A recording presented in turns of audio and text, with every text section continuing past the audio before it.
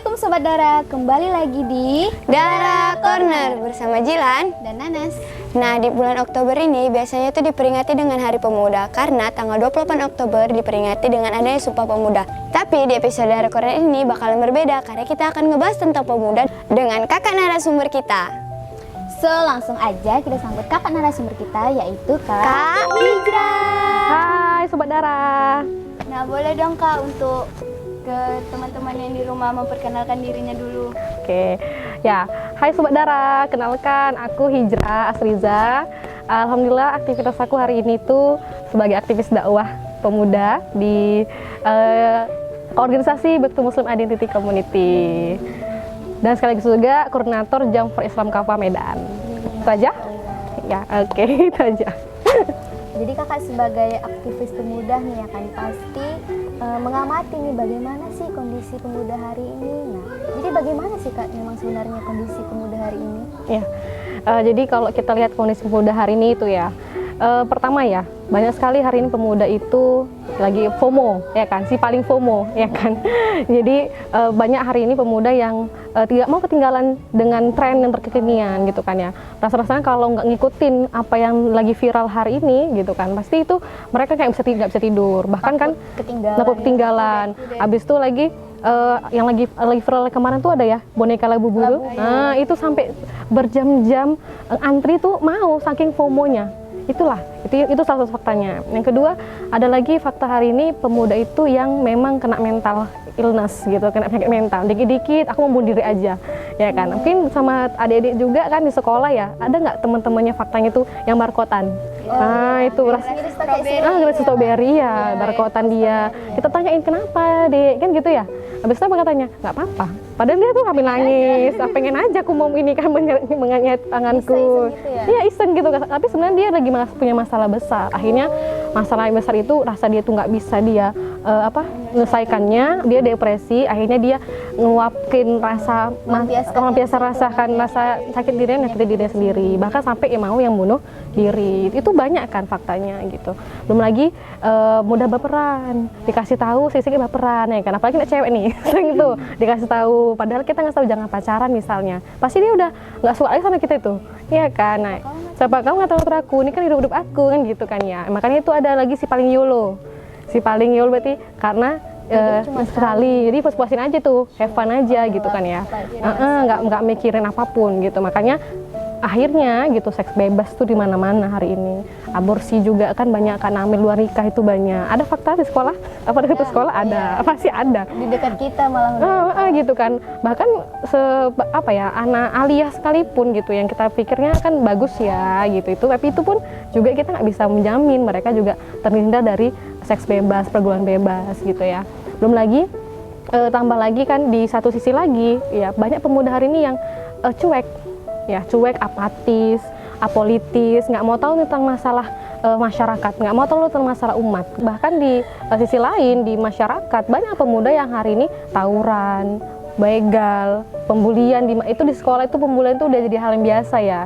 Walaupun banyak banyak yang menghimbau untuk bisa stop pembulian, tapi sama aja namanya kita berkawan ya, pasti banyak juga yang bully. Nah, tapi hari ini pembulian itu sampai bahkan mau membunuh gitu, sampai akhirnya merenggang nyawa gara-gara hanya pembulian. Itu hari fakta pemuda yang ada di tengah-tengah kita. Fenomenanya itu banyak, mau dimanapun, baik di Sumatera Utara mau di tempat manapun pasti ada fakta-fakta pemuda seperti ini.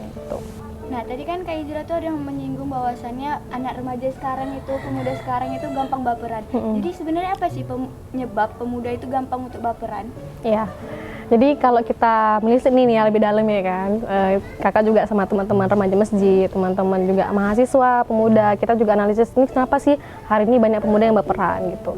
Ya karena pertama hari ini pemuda itu jauh dari sebenarnya sebagai seorang muslim ya, pemuda muslim ya hari ini juga banyak, bahkan mereka nggak tahu mereka ini tujuan dunia itu untuk apa gitu ya. Maka akhirnya mereka punya mental yang lemah karena akidahnya kan nggak kokoh nih, nggak kuat kan gitu ya. Karena akidahnya nggak kuat, kedekatannya sama Allah sama sang penciptanya juga nggak kuat, nggak dekat gitu kan ya. Bahkan dia nggak kenal juga dia tuh Allah itu seperti apa, dan harusnya tugas dia sebagai manusia untuk seperti apa itu juga nggak ngerti dianya gitu. Dipecahkan dirinya, akhirnya dia punya mental yang lemah. Padahal kan di bulan Oktober ini kan bulan yang memperingati Hari Pemuda ya, Sumpah Pemuda ya, tanggal 28 Oktober nanti. Tapi hari ini banyak pemuda yang ya lari jauh dari harapan Sumpah Pemuda ya, masa lalu gitu, yang para pemuda itu bertekad untuk berjuang, bangkit dan menyuarakan kebenaran. Tapi hari ini ya buta politik lah gitu kan, nggak mau tahu EGP aja yang gue pikirin gitu ya. Di hidup aku hidup sekali, aku Evan aja nih masih muda. Dari yang sudah kakak jabarkan tadi ya, kerusakan para pemuda dan juga penyebabnya, sebenarnya ada nggak sih kak peran dari lingkungan, keluarga, mungkin keluarga, pendidikan atau masyarakat yang ngebentuk pribadi si remaja itu? Ya pasti ada gitu, apalagi peran keluarga ya. Keluarga juga berperan penting untuk bagaimana membentuk karakter seorang anak atau pemuda itu sendiri gitu ya. Dan hari ini memang keluarga itu ya kayak mana ya, bukan keluarga yang harmonis lah gitu kan ya. Kenapa? Karena hari ini karena himpitan ekonomi yang cukup mencekik masyarakat, makanya seorang ibu yang sebagai umun, sebagai pendidik bagi anak-anaknya itu akhirnya harus keluar kan, mau nggak mau untuk bekerja, dan kerjanya 1 harian jadi wanita karir dari pagi sampai sore, bahkan sampai malam. Bahkan jumpa anaknya tuh dia pergi, anaknya masih tidur, bahkan dia pulang anaknya udah tidur kembali. Bahkan kapan dia ketemu sama anaknya? Makanya di keluarga pun nggak ada kontrol lagi untuk remaja, untuk pemuda, untuk anak-anak, untuk bisa mengkontrol aktivitasnya gitu kan. Apalagi tambah hari ini banyak keluarga yang broken home. Nah itu lagi kita faktanya kalau udah broken home pasti tahu lah ya, banyak ya mereka akhirnya keluar dari nggak nyaman di rumah. Bagus mereka keluar nongkrong ya kan, circle-circle-nya, kawan-kawannya, karena sepi hati mereka, nggak ada yang bisa membantu mereka memecahkan masalah yang mereka hadapin gitu ya. Itu dari keluarga. Yang kedua kalau kita bilang dari pendidikan. Nah hari ini gimana pendidikan? Apakah mampu yang katanya slogannya membentuk karakter ya kan, pendidikan karakter ya, yang katanya pakai asas kurikulum merdeka itu loh gitu. Nah itu apakah hari ini bisa mampu membuat pemuda itu jadi pemuda yang tangguh? Ya nyatanya pembulian di sekolah makin hari makin banyak kasusnya. Belum lagi pergaulan bebas juga makin hari makin banyak. Makin hari banyak pemuda yang hari ini sama guru-gurunya nggak sopan. Saking karena merdekalah mereka. Guru pun tak ada lagi sama santunnya. Dulu masa kakak masih mending, kami jumpa guru tuh kalau di sekolah itu adabnya itu, guru pasti sampai salam. Hari ini ya udah guru lewat, ngelong kan lewat. Kan gitu, saking memang nggak ada lagi rasa hormatnya gitu kan, moralnya gitu kan ya sama guru. Itu pendidikan ya, katanya pendidikan karakter. Makanya kurikulum merdeka yang katanya menjamin untuk bisa membentuk karakter seorang murid itu sebenarnya gagal untuk bisa membentuk seorang pemuda, seorang siswa, seorang murid yang memang berkarakter yang benar kayak gitu ya. Makin hari ini karakter bebas, sekuler, hedonis ya kan gitu. Itu dari pendidikan gitu ya kan. Kemudian dari apa? Dari negara. Negara hari ini abai, nggak mau tahu, nggak mau peduli sama kondisi pemuda gitu kan. Mereka sibuk aja, dan hari ini kan sibuk nih menentukan kursi ya kan, sibuk dengan pemerintah hari yang baru gitu kan ya. Mereka sibuk lah ngurusin kelompok mereka, partai mereka. Tapi ya bahkan kondisi masyarakat hari ini, misalnya kemarin tuh lagi viral kan kasus kekerasan seksual terhadap anak, itu kan naik itu ya, viral itu kasusnya. Tapi itu pun apa peran negara?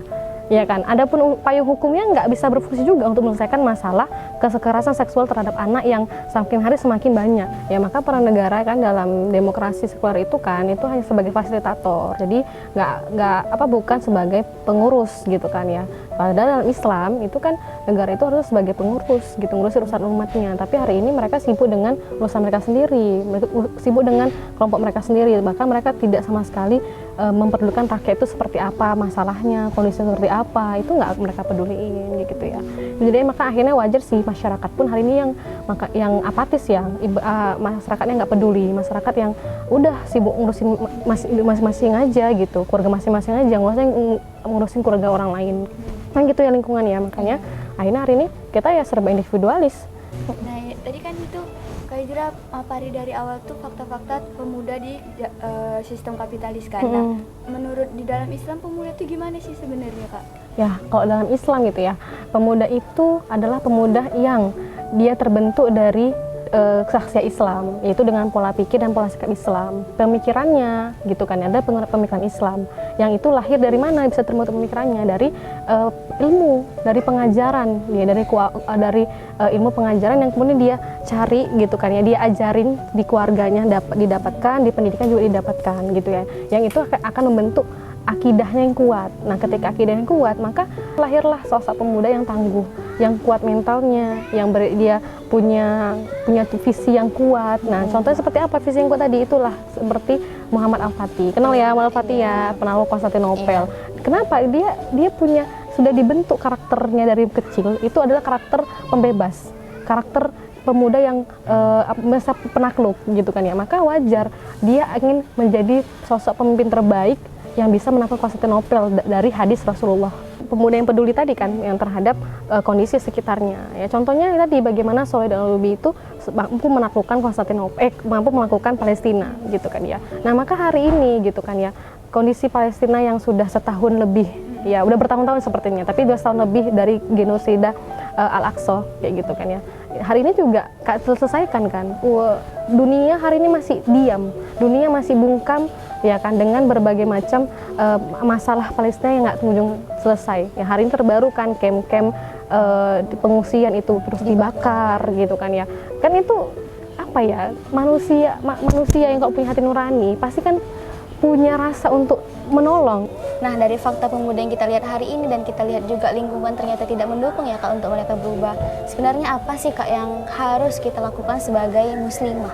Ya, sebagai muslimah muda gitu kan, makanya kita harus, ini resepnya bunga dakwah ya, buku, ngaji dan dakwah. Jadi ketika kita jangan lupakan untuk kita terus mengupgrade literasi kita gitu kan sebagai seorang pemuda dan intelektual gitu kan ya. Terus jangan lupa setelah kita baca buku, jangan tinggalkan untuk kita mengkaji Islam dengan kaji intensif gitu, cari circle yang benar kayak gitu kan ya. Maka setelah itu, setelah kita dapatkan ilmu tadi dari apa yang kita kaji, maka kemudian kita dakwahkan ke tengah-tengah umat. Jadi pesan Kak Hijrah untuk teman-teman di rumah nih, untuk sobat-sobat darat itu apa Kak?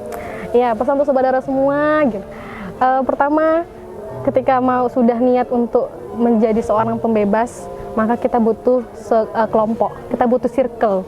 Nah, carilah circle yang benar, bukan circle yang baik saja. Karena hari ini banyak kelompok jamaah muslimah hijrah gitu, yang itu yang baik, tapi belum tentu mereka benar dengan visi dan misinya yang lurus, kan gitu ya. Maka ketika itu sudah kita cari gitu kan ya, maka insya Allah kita akan menjadi sosok muslimah terbaik, dambaan umat gitu. Maka yuk ngaji, yuk berpikir, dan yuk bergerak. Allahu Akbar. Allahu Akbar. Sekian episode Dara Corner kali ini, sampai jumpa di episode berikutnya. Assalamualaikum